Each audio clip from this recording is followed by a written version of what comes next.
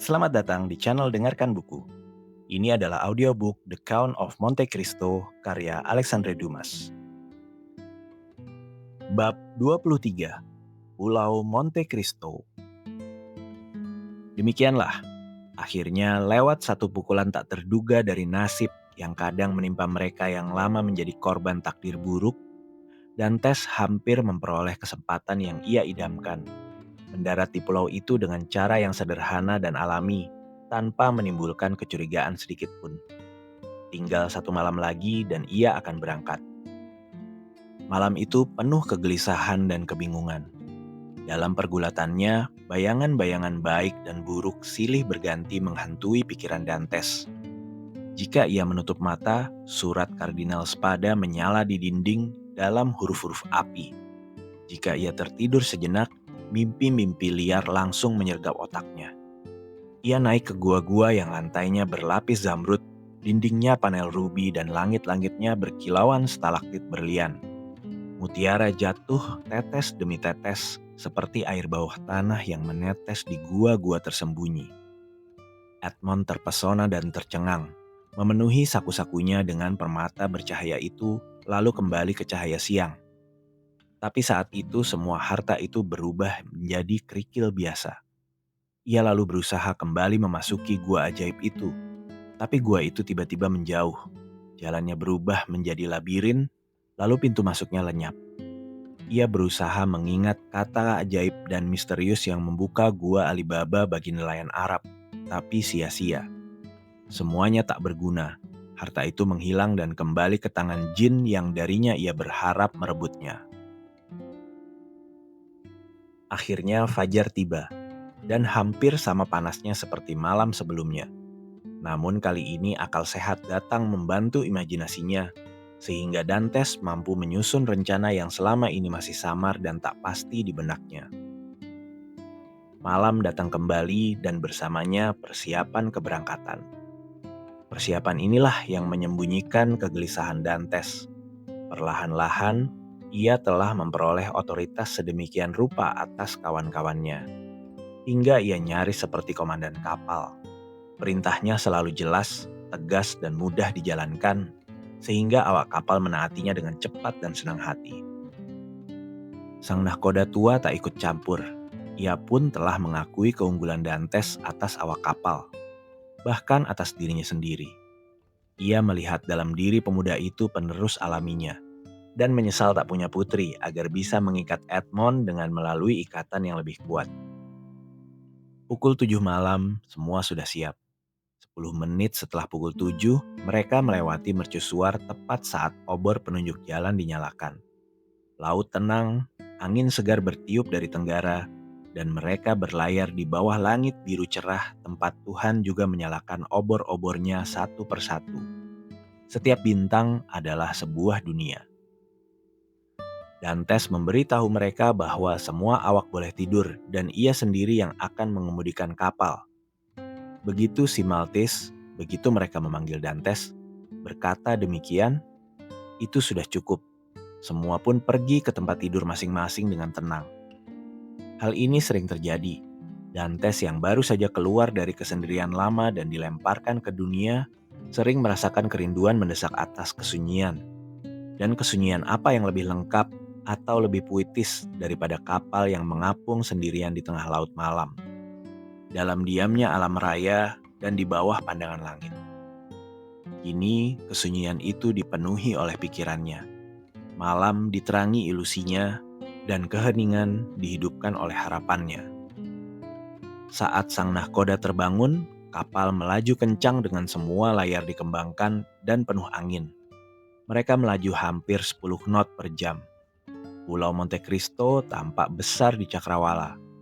Edmond menyerahkan kemudi pada sang nahkoda, lalu pergi berbaring di tempat tidurnya. Tapi meski semalaman tak tidur, ia tak mampu memejamkan mata barang sejenak. 2 jam kemudian ia naik ke dek tepat saat kapal akan melewati Pulau Elba. Mereka sejajar dengan Maresiana dan di seberangnya terlihat Pulau La Pinosa yang datar tapi hijau. Puncak Monte Cristo memerah oleh sinar matahari terbenam, terpahat tajam di langit biru. Dantes memerintahkan juru mudi membelokkan kemudi agar La Pinosa berada di kanan kapal, karena ia tahu jalan ini memperpendek perjalanan 2 atau 3 knot. Sekitar pukul 5 sore, pulau itu tampak jelas, dan segala sesuatu di atasnya terlihat nyata, berkat kejernihan atmosfer khas cahaya senja. Edmond memandang tajam gumpalan batu karang itu, yang memantulkan semua warna senja dari merah muda paling terang hingga biru paling pekat. Pipinya memerah, dahinya menggelap dan kabut mengaburkan matanya. Tak pernah penjudi yang seluruh kekayaannya dipertaruhkan dalam satu lemparan dadu mengalami penderitaan seperti yang dirasakan Edmond dalam gejolak harapannya. Malam tiba, pukul 10 mereka berlabuh. Lejeune Amélie tiba pertama di tempat pertemuan. Meski biasanya mampu mengendalikan diri, Dantes tak mampu menahan gejolak hatinya. Ia orang pertama yang melompat ke darat dan andai berani ia akan seperti Lucius Brutus, mencium bumi ibunya sendiri. Gelap gulita, tapi pukul 11 bulan terbit di tengah samudera, menyelimuti setiap ombak dengan perak, lalu naik tinggi membanjiri cahaya pucatnya ke bukit-bukit berbatu pulau ini, yang seperti Pelion kedua. Pulau ini sudah akrab bagi awak Lejeune Amélie, salah satu tempat persembunyian biasa mereka. Adapun Dantes, ia pernah melewatinya dalam pelayaran ke dan dari Levant, tapi tak pernah singgah. Ia bertanya pada Jacopo. "Di mana kita akan menginap malam ini?" tanyanya. "Di atas kapal tartan tentu saja," jawab sang pelaut. "Bukankah lebih baik di gua-gua?" "Gua apa?" "Gua-gua di pulau ini, gua yang terkenal." "Aku tak tahu ada gua di sini," jawab Jacopo. Keringat dingin langsung membasahi dahi Dantes. "Apa? Tak ada gua di Monte Cristo?" tanyanya. "Tak ada." Sejenak Dantes terdiam. Lalu ia teringat, gua-gua itu mungkin telah tertutup oleh kecelakaan atau bahkan sengaja ditutup oleh Kardinal Spada demi keamanan ekstra. Yang penting kini adalah menemukan pintu masuk tersembunyi itu. Tak guna mencari di malam hari. Jadi Dantes menunda penyelidikannya hingga pagi. Lagi pula, sebuah isyarat dari kapal yang berada setengah lig di laut dan yang dijawab Lejeune Amélie dengan isyarat serupa menandakan saatnya berbisnis telah tiba. Perahu yang datang, yakin karena isyarat balasan bahwa semuanya aman, segera muncul putih dan sunyi seperti hantu, lalu berlabuh sepanjang satu tali jangkar dari pantai. Pembongkaran dimulai. Saat bekerja, Dantes berpikir, dengan satu kata saja ia bisa membangkitkan sorak-sorai sukacita dari semua orang ini. Jika ia ungkapkan satu-satunya pikiran yang tak pernah lepas dari hatinya. Tapi justru karena ia tak ingin membocorkan rahasia berharganya, ia malah khawatir telah terlalu banyak bicara. Dan kegelisahannya, pertanyaan-pertanyaannya yang terus-menerus, pengamatannya yang detail dan keterpakuannya yang nyata mungkin telah membangkitkan kecurigaan. Untungnya, setidaknya dalam hal ini, masa lalunya yang menyakitkan telah memberi wajahnya kesedihan yang tak terhapus. Dan kilauan kegembiraan yang sesekali muncul di balik awan itu hanyalah sesaat. Tak seorang pun curiga sedikit pun. Keesokan harinya, Dantes mengambil senapan berburu, bubuk mesiu dan peluru. Lalu menyatakan niatnya berburu kambing liar yang terlihat melompat dari karang ke karang. Keinginannya ditafsirkan sebagai hasrat berburu atau kerinduan akan kesendirian. Namun, Jacopo bersikeras mengikutinya. Dantes tak menolak, karena takut menimbulkan kecurigaan. Tapi begitu mereka berjalan sejauh seperempat lig dan Dantes berhasil menembak seekor anak kambing, ia meminta Jacopo membawanya kembali ke kawan-kawannya dan meminta mereka memasaknya. Saat hidangan siap, mereka harus memberi isyarat dengan menembakkan senapan. Inilah menu mereka, daging kambing panggang, buah-buahan kering dan sebotol anggur Montepulciano. Dantes melanjutkan perjalanannya, sesekali menoleh ke belakang dan mengamati sekeliling. Di puncak sebuah karang ia melihat 1000 kaki di bawahnya, kawan-kawannya yang kini telah bergabung kembali dengan Jacopo, sibuk menyiapkan hidangan yang diperkaya oleh keahlian Edmond sebagai penembak jitu. Edmond memandang mereka sejenak, dengan senyum sedih dan lembut seorang pria yang merasa lebih unggul dari sesamanya. Dalam 2 jam, katanya, orang-orang ini akan pergi. Masing-masing lebih kaya 50 piaster, lalu kembali mengambil risiko nyawa demi 50 piaster lagi. Mereka akan kembali dengan kekayaan 600 franc, lalu menghamburkannya di kota dengan keangkuhan sultan dan kesombongan nabab. Saat ini, harapan membuatku meremehkan kekayaan mereka yang bagiku tampak hina. Tapi mungkin besok, ilusi akan membuatku terpaksa menganggap harta hina ini sebagai kebahagiaan tertinggi. Tidak, serunya. Itu tak akan terjadi. Varia yang bijak dan tak pernah salah, tak mungkin keliru dalam hal ini. Lagi pula lebih baik mati daripada terus menjalani hidup rendah dan menyedihkan ini. Dulu, 3 bulan lalu, satu-satunya keinginan Dantes hanyalah kebebasan. Kini kebebasan saja tak cukup. Ia mendambakan kekayaan. Bukan karena Dantes berubah, tapi karena Providence yang membatasi kekuatan manusia namun memenuhinya dengan keinginan tanpa batas. Sementara itu, melalui celah di antara 2 dinding karang, mengikuti jalan setapak yang dibentuk aliran air dan yang menurut dugaan manusia belum pernah diinjak kaki manusia sebelumnya, Dantes mendekati tempat yang ia duga sebagai lokasi gua-gua itu. Ia menyusuri pantai, mengamati benda terkecil dengan seksama. Ia merasa melihat pada batu-batu tertentu tanda-tanda yang dibuat tangan manusia. Waktu yang melapisi semua benda fisik dengan lumut sebagaimana melapisi segala hal dalam pikiran dengan lupa, tampaknya menghormati tanda-tanda ini. Mereka dibuat dengan keteraturan tertentu dan pasti punya tujuan jelas. Kadang tanda itu tersembunyi di balik semak myrtle yang mekar lebat atau di bawah lumut parasit. Dantes harus memisahkan dahan-dahan atau menyapu lumut itu untuk melihat petunjuknya. Melihat tanda-tanda itu membangkitkan kembali harapan terdalam Dantes. Mungkinkah Kardinal Spada sendiri yang membuatnya? Sebagai panduan bagi keponakannya jika terjadi malapetaka yang tak disangkanya akan sesempurna ini.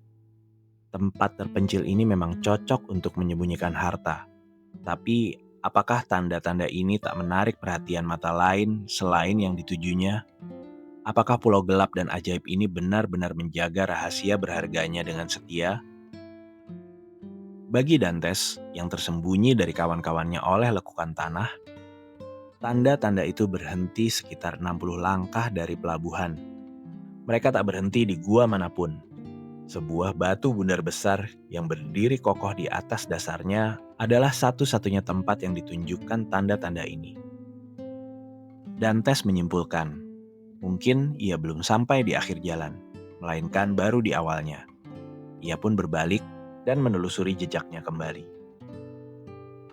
Sementara itu, kawan-kawannya telah menyiapkan makanan, mengambil air dari mata air, menghidangkan buah dan roti, lalu memanggang kambing. Tepat saat mereka mengangkat daging lezat itu dari tusukannya, mereka melihat Dantes melompat dari karang ke karang dengan keberanian seperti kambing hutan. Lalu mereka menembakkan isyarat yang disepakati. Sang pemburu langsung mengubah arah dan berlari cepat menghampiri mereka.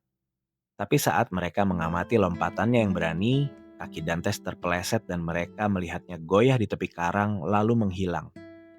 Semua berlari mendekat. Karena semua mencintai Edmond, meski ia lebih unggul dari mereka. Tapi Jacopo yang pertama tiba.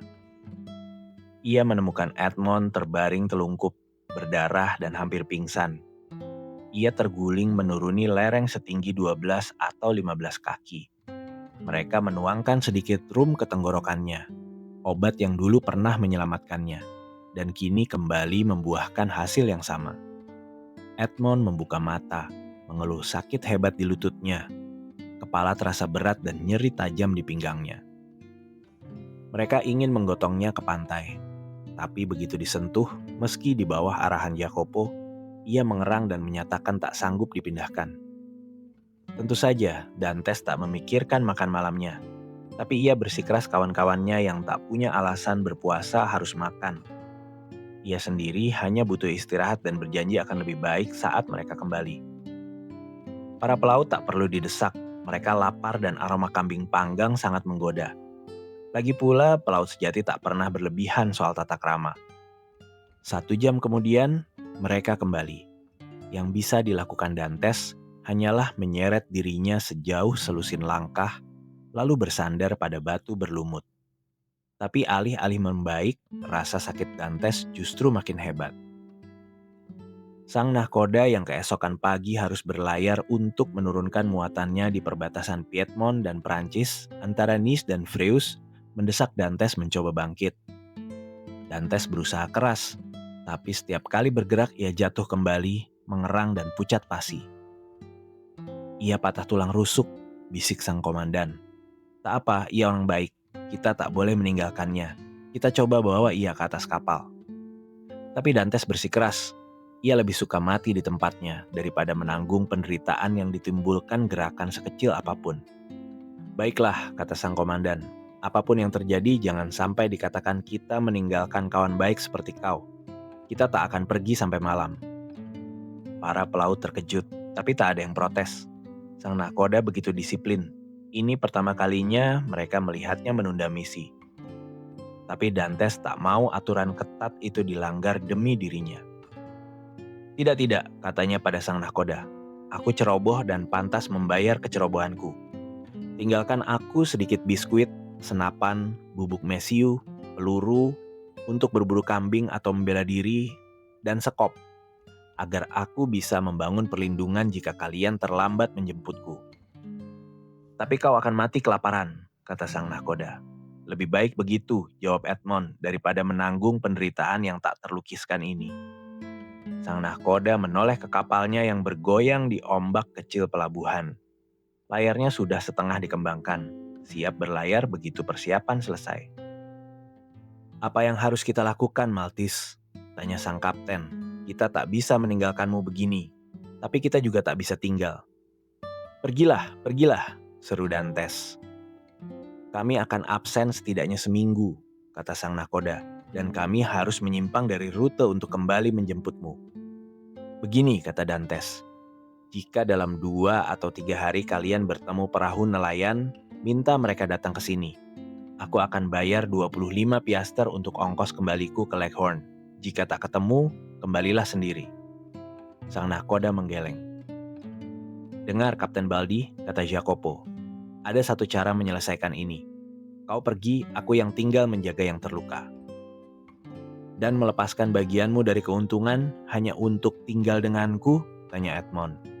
Ya, jawab Jacopo tanpa ragu. Kau kawan baik dan rekan setia, balas Edmond.